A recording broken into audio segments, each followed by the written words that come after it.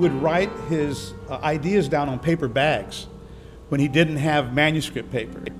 So if he was out somewhere or at the house, he didn't have manuscript paper, they'd pull out a paper bag and he'd write it out on pencil.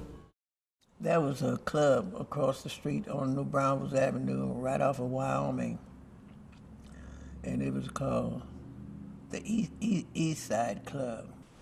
Mr. Jimenez would be over there with his accordion playing and singing, and I didn't know any better.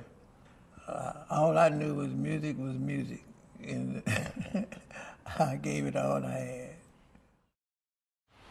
My memories of Hemisphere involving the Tower of the Americas was actually before the fair ever opened. And we saw the actual building, first of the concrete tower, and then the most interesting part was when they built the top house, I think that's what they called it, at the bottom, just the frame, and then with hydraulics they lifted it all the way up to the top.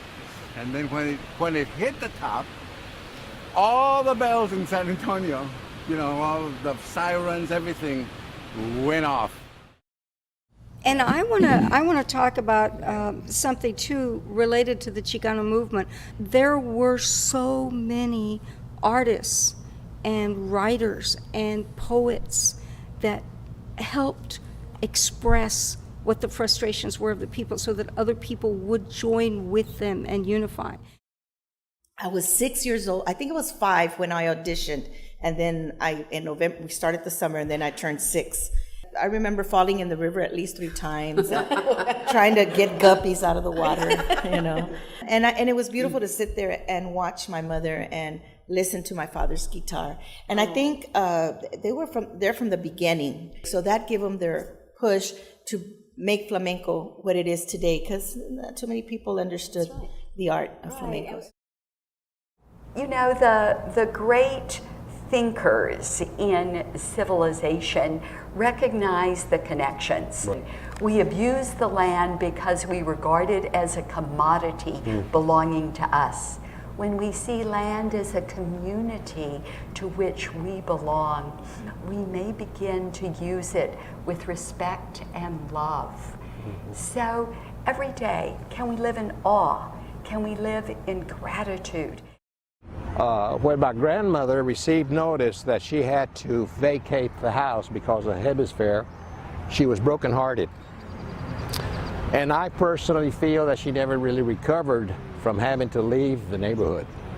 She cried and she told us that this is where her children grew up in this house. I just wish we could have had some of the structures that I grew up in so that I could take my family and just show them where I grew up. The question has gradually shifted from who are they to who are we, because this has got an awful lot to do with us. I'm not absolutely sure at this point that this physical form that we're in is the only physical form that the human species takes. And I suspect that if we ever get this figured out, we're going to find out that the wizard in the center of Oz is us.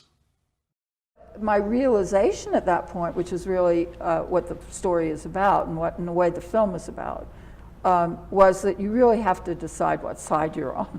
You really need to figure out, are you going to be observing something? Are you going to, tuck tail and run? Or are you going to participate with people that are involved in struggle? That's not to say you don't tell the truth, but you really are trying to get inside of what's going on with people in struggle.